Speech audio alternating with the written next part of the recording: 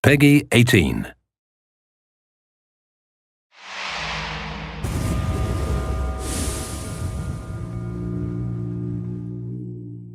Oh, check these 4 puddles. Oh no. Oh shit.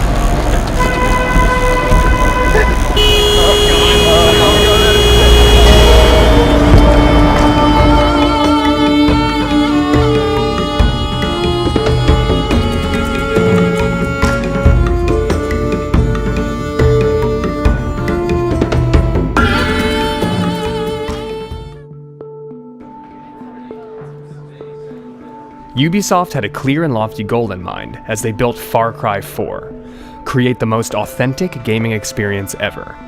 The dedicated developers in Montreal were step 1. Immersion in the game's inspiration, the Himalayas, was step 2. It was imperative to see the people, places, and things that would help bring this game to life.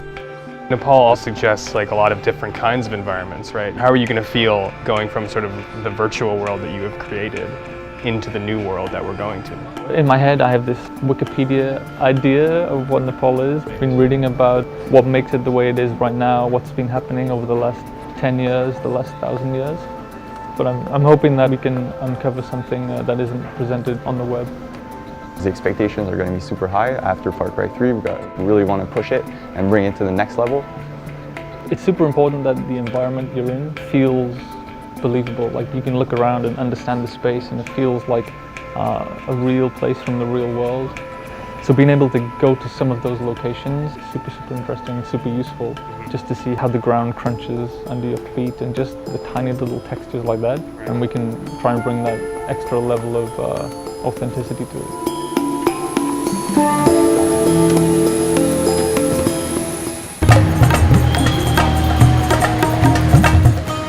Arriving in Kathmandu was intense. The end of the Nepali Civil War meant a mass migration into the city, and with it came mass pollution, overpopulation, and the sense that an ancient city wasn't ready for modernity to be thrust upon it. Everyone seemed to be experiencing that sensory overload, too. It's visually super noisy. I'm having trouble processing everything that I'm seeing because I'm trying to remember it all. I'm like, that's useful. Oh, that's super useful. That post is incredible. That texture is awesome. Right now I'm just trying to absorb it all. Local rumor had it that an animal sacrifice was going to be happening to appease the gods after the monsoon, or maybe just to appease the gods in general. It was sort of unclear. But Nepal has strong ties to its past, so attending an animal sacrifice is significant in understanding traditional Nepali culture. It was a perfect introduction to the country. मेरो यो एउटा भाकल थियो छोरा या छोरी भए पनि यहाँ पूजा गर्नको लागि त्यो घरमा लगेर अब सबैलाई प्रसाद खुवाउने हो.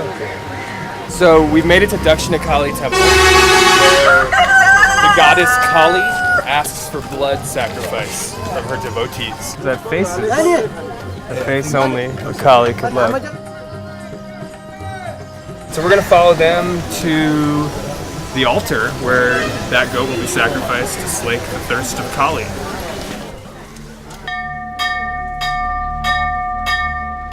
It was certainly a normal cultural moment, but for a second, everything got pretty quiet.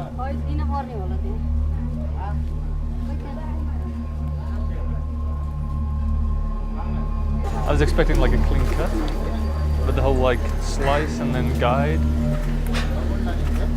It's been super interesting to get this close to the source material. It's like it's the kind of experience that we can never normally get, and I haven't had working on the game before. I didn't realize the significance of bells, especially around temples and places of worship. In my head before I went, I had this like very stereotypical kind of soundscape of what a place of worship sounded like. I think what we'll end up with is something that's less like a stock movie soundtrack kind of vibe, and we'll capture something that's much more realistic. After a brief foray into animal sacrifice, a small plane was taken to Pokhara, a town famous for both being a gateway to the Himalayan highlands and the home base for Nepal's legendary fighting Gurkha.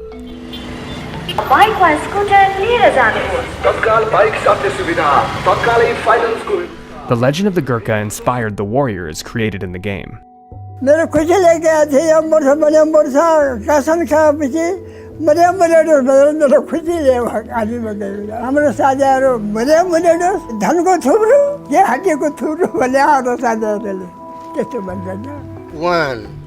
The young Gurkhas in training gave a sense of what the challenges and motivations were to join one of the world's most elite fighting forces. They were established by the British Empire in the mid-19th century and have fought alongside British special forces ever since.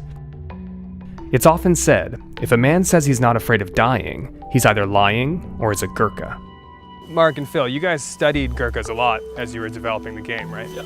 And so what is it like now actually meeting young dudes who are trying to be Gurkhas? It's interesting to meet the personalities behind that, just to see how dedicated people are to actually achieving that. Like these guys will try year after year after year to get in.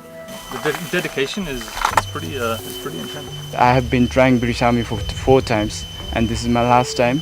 Gurkhas are very closely associated with the kukri, a curved do-it-all weapon that's been referred to as the Gurkha blade. खुकुरी चल्छ नि अनि सन खानु भएपछि के गर्ने ठान्दैन भने खुकुरी तान्यो खेल्यो हान्ने त्यसले गोर्खा बाजेले भनेर पहिले गर्नु. Just a few years ago, a retired Gurkha successfully fought off 40 thieves who had hijacked a train, killing 3 of them and seriously injuring 8 others, with just a kukri. It's also the primary blade used in Far Cry 4. We will die for Gorkha, sir, if we are selected for British Army, Gorkha. It was becoming apparent that pride came with being a native of the Himalayas. As the journey continued towards the Guerrilla Trail, the roads were getting narrower and more perilous.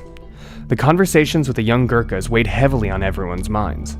There was a looming sense that an intense few days were to come, as the developers were going to meet the real people behind the game they wanted to create, people whose lives had been torn apart by the Civil War.